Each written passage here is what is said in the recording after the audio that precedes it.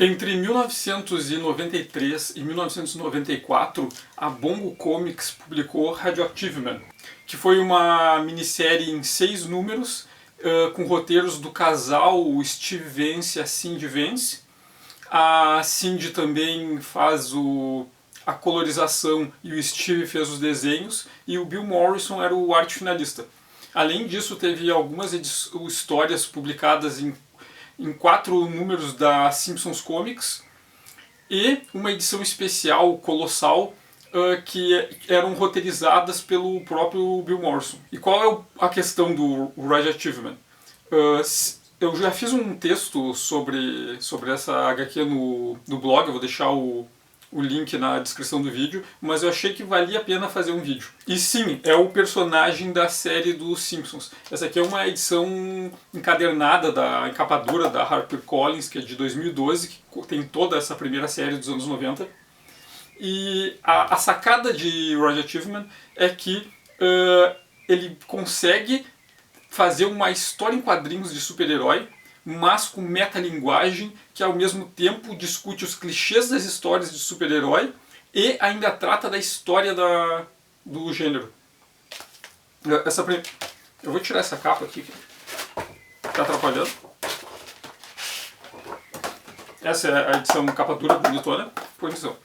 Essa edição encadernada, ela começa com uma introdução supostamente escrita pelo Morton Mokivex, que é um fictício, o suposto personagem que teria criado o herói, o Homem Radioativo, em 1952. Então, nessa carta, ele comenta sobre o contexto das histórias em quadrinhos dos Estados Unidos dos anos 50.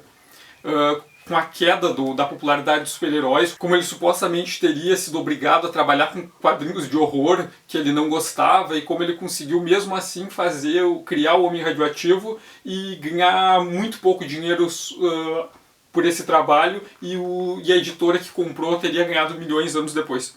Então é uma história em quadrinhos que ela é cheia de metaficção. Logo em seguida tem uma introdução que supostamente teria sido escrita pelo Paul Dini, em que ele comenta o quão importante foi os quadrinhos do Homem Radioativo para ele na infância. E ele comenta sobre as tiras de jornal, sobre brinquedos, cereal, a lancheira, como se tivesse toda uma produção de itens de um super-herói que realmente tivesse sido publicado desde os anos 50. Inclusive aqui tem comenta com a suposta série animada feita ao estilo do Bruce Timm. Então, a primeira edição do Radioactive Man tem a capa que é idêntica à do episódio da segunda temporada de Simpsons, em que o Bart e os amigos conseguem comprar a primeira edição. E a princípio ele conta a história da origem do Homem Radioativo. Que eles brincam muito com a estética dos anos 50, e o Homem Radioativo era o Claude Kane III, que é uma mistura de Clark Kent com Bruce Wayne. Ele é apaixonado pela repórter que não dá bola para ele porque ele acha ele muito bobalhão e inútil. Ao mesmo tempo, a mãe dele era uma aviadora que desapareceu numa missão, e ele foi criado pelo pai, que é um físico nuclear e milionário ao mesmo tempo. E na história ele descobre como espiões comunistas extremamente caricatos queriam roubar a bomba atômica que o pai dele estava desenvolvendo. Então o Claude Kane tenta ir buscar o pai dele e acidentalmente entra na área de teste da bomba, é atingido pela explosão e tem uma farpa cravada na cabeça dele em forma de raio. E assim ele descobre que ele ganhou poderes se tornou o homem. Ele ganhou poderes da pura e limpa energia nuclear. E fica com um raio cravado na cabeça. Então essa seria a origem do Homem Radioativo, e logo depois tem uma segunda história que é mais interessante, que é o Dr. Krabs Comics, os quadrinhos comunistas do Dr. Crab. O arqui-inimigo do Homem Radioativo é o Dr. Crab, que é um gênio do crime e espião comunista. E ele quer destruir o capitalismo, mas extremamente caricato, ao mesmo tempo que o Homem Radioativo quer defender, e ele diz: vou defender os ideais imperialistas dos Estados Unidos. Assim, é uma briga supostamente ideológica, mas que não tem profundidade nenhuma, assim, é só baseada em clichês. E ao mesmo tempo que o Homem Radioativo está preocupado com os desafios do Dr. Crab, tem uma outra história de fundo que é sobre o contexto dos quadrinhos na época. Tem um personagem que é uma referência ao o antigo dono da Art Comics dos anos 50, e como ele vai no rádio sendo entrevistado pela Gloria Grant, que é essa repórter por quem o Homem Radioativo é apaixonado, e eles estão discutindo questões, o aumento da delinquência juvenil. E ela se pergunta, será que isso não está relacionado com o abandono parental, com más condições de vida, desigualdade social? E ele, não, é óbvio que não. É óbvio que isso foi causado por quadrinhos de violentos de baixa qualidade e que querem transformar nossos jovens em comunistas. Então, tanto tem um personagem baseado no antigo dono da Art Comics, que é o cara que tenta mover esse discurso contra um quadrinho que vai levar à delinquência juvenil, mas ao mesmo tempo tem várias dicas que ele está fazendo isso porque o concorrente dele, que aqui é o William Mimes, que é uma paródia do Bill Gaines, né, que vendia mais do que ele com os quadrinhos da DC Comics, e ao mesmo tempo tem um outro personagem que é uma paródia ao Frederick Verton, que é um cara que se aparece como um cientista supostamente neutro, mas o discurso dele não é racional, não é baseado em ciência, ele simplesmente quer provar que esses quadrinhos são mais influências e levam à delinquência juvenil. E o Homem Radioativo, ele tem uma perspectiva de um homem conservador dos anos 50. Então quando ele ouve a história, a ironia é que o Homem Radioativo ele é um herói dos quadrinhos, e assim que ele ouve o discurso desse Verson, ele acredita nisso. E ele acha que a culpa do crime, da delinquência juvenil, é por causa dos quadrinhos. Então, enquanto ele está lutando com o Dr. Crabbe, tem toda uma narrativa de fundo baseada na comissão do Senado investigando os quadrinhos e contra o Gaines e a DC Comics, mas que é um discurso moralista, mas é só para acabar com um concorrente que estava vendendo mais do que eles. E o Homem Radioativo compra isso. E tem um personagem que é um vizinho da Glória, que é um garoto órfão, que é o Rudd Ruttengled, que eles estão preocupados porque ele pode virar um subversivo, porque ele está usando gel para puxar o cabelo para trás, e ele vai se tornar um delinquente. E daí quando o Homem Radioativo vai conversar com ele, descobre que ele tem um monte de quadrinhos baseados nos quadrinhos da DC Comics, e que isso é um perigo. Então assim, o Homem Radioativo está mais preocupado em moralizar, porque ele acha que o crime mais terrível é ser subversivo, é contrariar as autoridades, do que com os crimes de fato e com as ameaças de fato da época. E tem um momento que ele fala, sobre os direitos constitucionais, não, mas a nossa Constituição não se aplica a coisas que são impressas em papel barato. Então tem todo o personagem de quadrinhos fazendo um discurso de caça às bruxas contra os quadrinhos.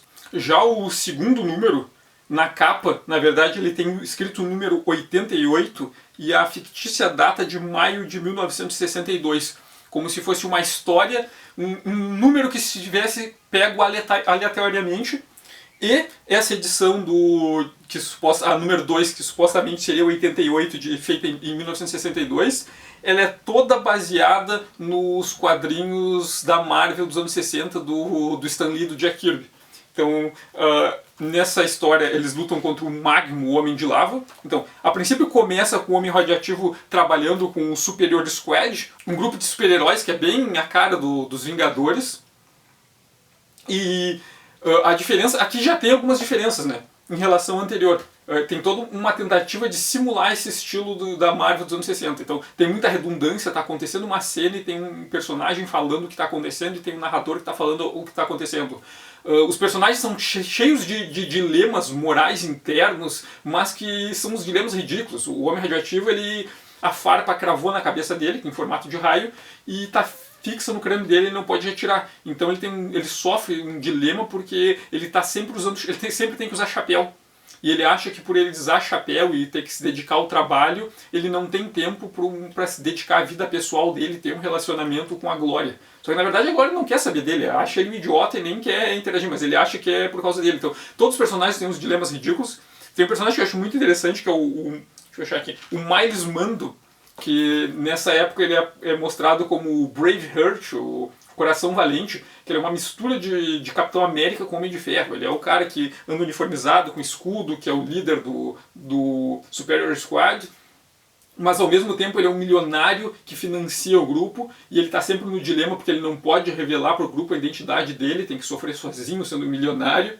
Mas ao mesmo tempo ele está perdendo dinheiro porque nas batalhas o Superior Squad sempre destrói a cidade e tudo, e ele que tem que bancar e financiar, e ele está falindo. Ele não sabe mais como vai lidar com isso. Mas, ao mesmo tempo, tem a história do Rod Runtaglet, o guri que era... que o Homem Radioativo salvou de se tornar subversivo, e contam que na verdade ele ganhou poderes radioativos também e se transformou no Fall Out Boy. Então ele tem todo um dilema escolar, que ele sofre bullying na escola, mas ele teria poderes para enfrentar os valentões, mas ele não enfrenta para guardar a identidade secreta dele, porque não seria uma coisa que um herói faria. Então tem todos os dilemas do Peter Parker, até essa página aqui é desenhada como uma página do Homem-Aranha, do Steve Ditko. E tem um monte de referências, assim, você tem umas citações complexas que teriam acontecido, e daí tem aquelas notas de rodapé, para ver isso, veja a edição número tal, do ano tal. Então, assim, tem um monte de referências a edições que não existem, mas é só para fazer uma piada com essa complicação daquele universo interligado da Marvel dos anos 60, que queria vincular tudo.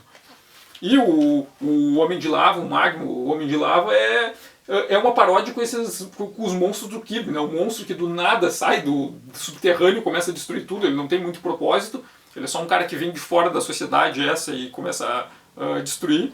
E eles tentam usar força e tal, e no final eles acabam usando umas estratégias pseudo-intelectuais que parecem um plano complexo, mas na verdade é uma bobagem para se livrar do Magno.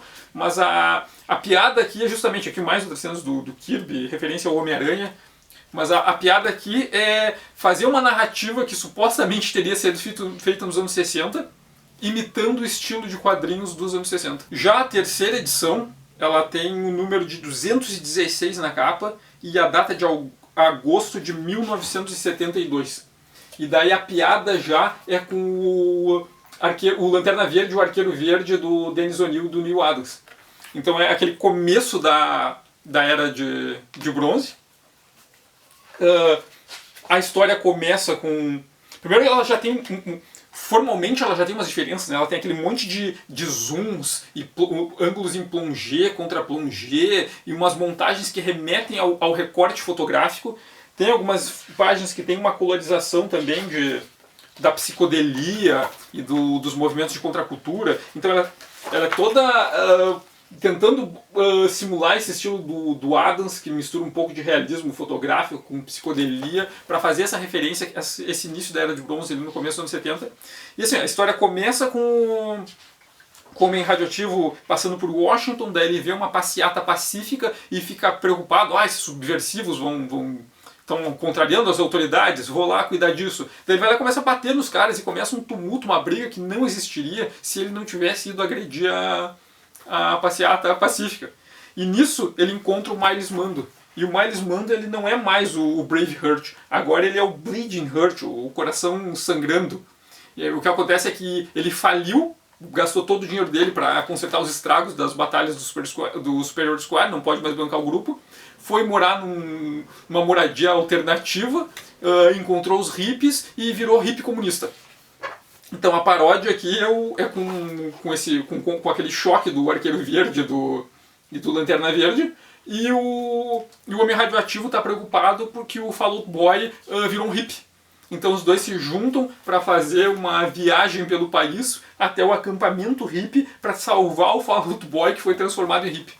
Enquanto o Miles Mando virou um hippie também, virou o que ele chama hippie, o Homem Radioativo chama ele de hippie comunista. Mas a piada é justamente essa, a brincadeira, e ao mesmo tempo que eles discutem essa estética dos anos 70, eles também discutem essa ideia do herói. O Homem Radioativo e o Miles Mando, eles têm, ao longo da série, eles têm uma relação muito interessante, porque o Homem Radioativo, ele, não importa a época, ele sempre é e se comporta como esse super-herói conservador dos anos 50 e como um homem dos anos 50. Então nas histórias que são muitos anos depois, ele ainda está preocupado com os subversivos, com os comunistas, com contrariar a autoridade, ser o maior crime, ameaça ao imperialismo do país. Então, assim, não importa a época, ele continua aquele homem do conservador dos anos 50, usando o terninho, o chapéu e a mesma roupa e tal, como se não mudasse. Tem uma piada com aquele modelo iterativo do herói que o Humberto Eco até fala sobre o personagem de quadrinhos que não se muda. Anos passam, a sociedade muda em volta e ele está preso naquele mesmo ciclo de repetição. E o Miles Mando é o contrário. É o exagero no oposto. Cada época ele muda completamente, se reinventa. O personagem, o herói que ele ele tá tão se adaptando no tempo dele, com os Zeitgeist, que ele não tem personalidade própria. Ele tá sempre se reinventando e se readaptando. Já o volume 4, ele tem um número de 412 na capa e a data de outubro de 1980. E a brincadeira que é sacada aqui é uma referência aos X-Men do Claremont, do Dave Crockett e do John Barney. Assim, ele começa com aquela cena do Feliz Natal X-Men. Todos os heróis do Superior Squad estão presos em cápsulas num satélite e o Homem Radioativo foi até o satélite para resgatar eles.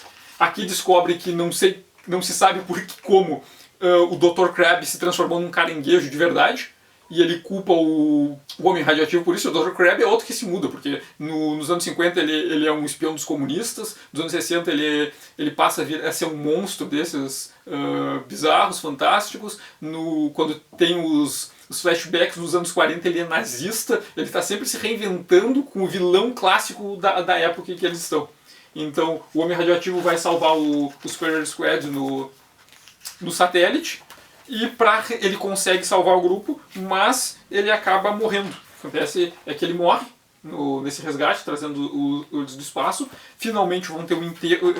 Acontece o enterro do Homem Radioativo e o Fallout Boy pensa, já que ele morreu, finalmente eu posso tirar a farpa da cabeça dele, o raio que ele cravado na cabeça dele, sem perigo de causar algum dano para ele. Finalmente vai poder descansar.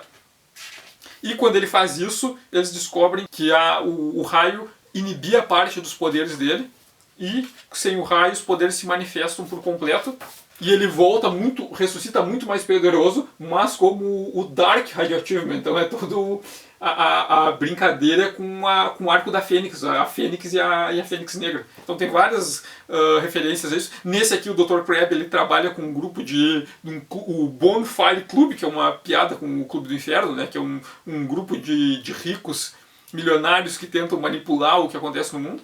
Um personagem comum aqui em todas as histórias é o Richard Nixon. Na primeira história, na comissão para investigar os quadrinhos, o Nixon é um dos membros da comissão, e o Homem Radioativo até fala para ele que ele tinha que cuidar, que ele não podia confiar em ninguém da equipe dele, que talvez fosse melhor ele instalar fitas para espionar a própria equipe. E daí tem toda a brincadeira com o futuro escândalo Watergate, né?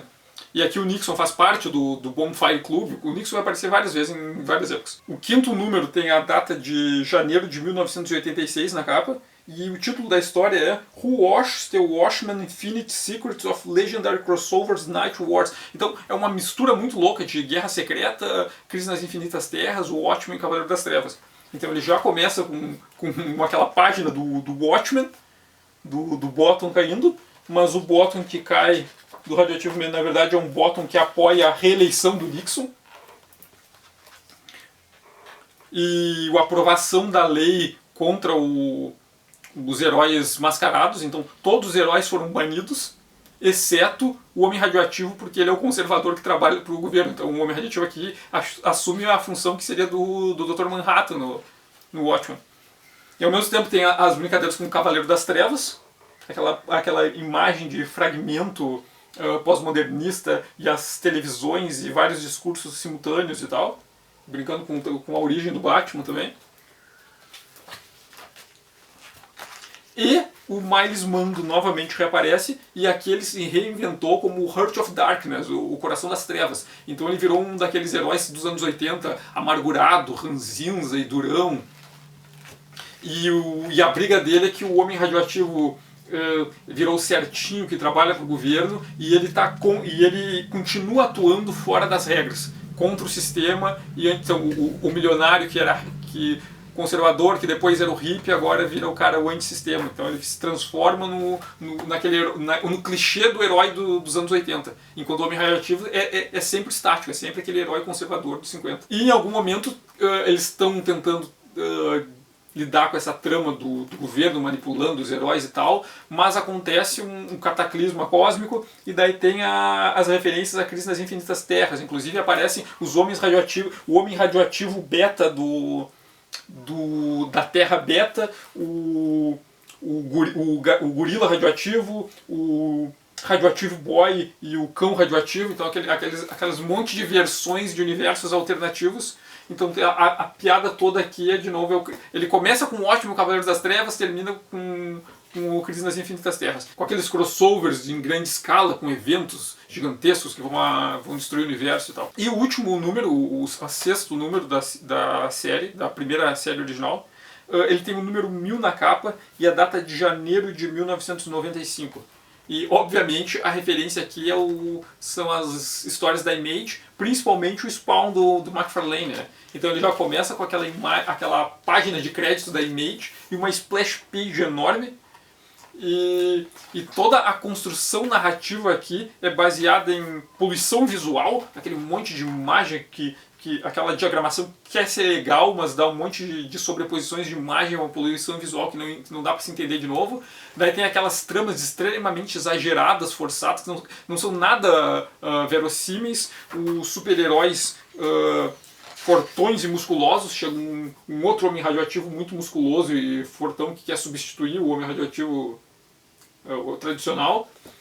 Aqui diz que o Miles Mando perdeu o controle das empresas dele, mas ele tinha falido, ninguém explica como. Se quer saber isso, leia a edição tal. E daí tem um monte de retcon.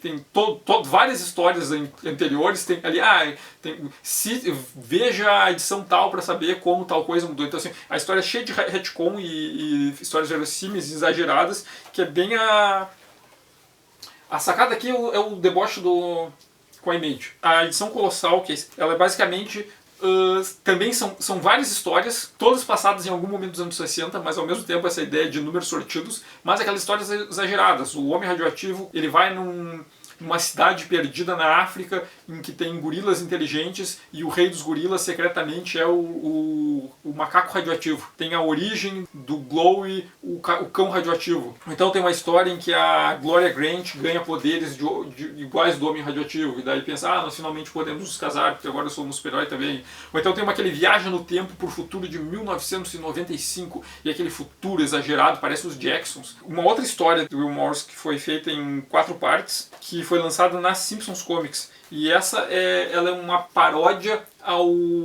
às histórias do Nick Fury e do Jim Steranke. Então tem esse monte de exagero com op art e tal. Além dessa primeira série, teve uma outra série que também é essa ideia de números sortidos, que foi publicada pela Bong nos anos 2000. Por que vale a pena ler o Homem Radioativo? Primeiro assim, os Vence, eles têm um domínio muito grande sobre a história das histórias em quadrinhos. Não só eles fazem essas brincadeiras formais, eles adaptam o estilo do personagem, a narrativa, fazendo as referências e uma estrutura narrativa da época, como eles fazem histórias em quadrinhos que discutem questões das histórias dos quadrinhos da época. Então assim, as discussões de metalinguagem, por exemplo, na primeira história em que eles discutem o contexto da indústria dos quadrinhos, do código de censura e do conservadorismo que envolveu isso, a caça às bruxas, os quadrinhos e tal. E ao mesmo tempo que ele faz essas referências, essas brincadeiras de metalinguagem, ele é muito crítico aos quadrinhos. Então ele tem toda essa crítica, olha só essas repetições de esquema, esse herói conservador. O Homem Radioativo é o super-herói, mas ele quer resolver tudo com a porrada. Ele acha que quem discorda da autoridade é subversivo e que o caminho para a resolução dos conflitos é bater em todo mundo. Então, eles exageram algumas questões dos heróis para mostrar os problemas. Ao mesmo tempo que tem esse herói conservador, o Miles Mando é o inverso. É o herói que não tem personalidade, ele vai se adaptar. Ele está sempre na moda, ele está sempre na tendência, mas ele não é ninguém, sabe? Não existe um núcleo do personagem, ele é sempre aquela coisa, a adaptação. E é uma crítica também ao modelo industrial dos quadrinhos, né? Essas clichês, essas repetições e essa produção em série. Então assim, eu acho que é uma obra bem bacana, vale a pena, quem puder encontrar e ler, eu recomendo mesmo, vale a pena sobre essa aula de narrativa dos quadrinhos e a crítica a esses próprios esquemas que citam. Quem puder ler o Radioactive da Bongo Comics, eu recomendo.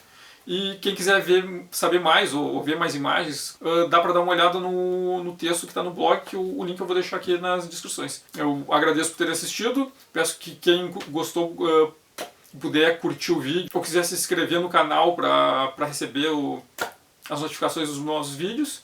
E obrigado e até o próximo.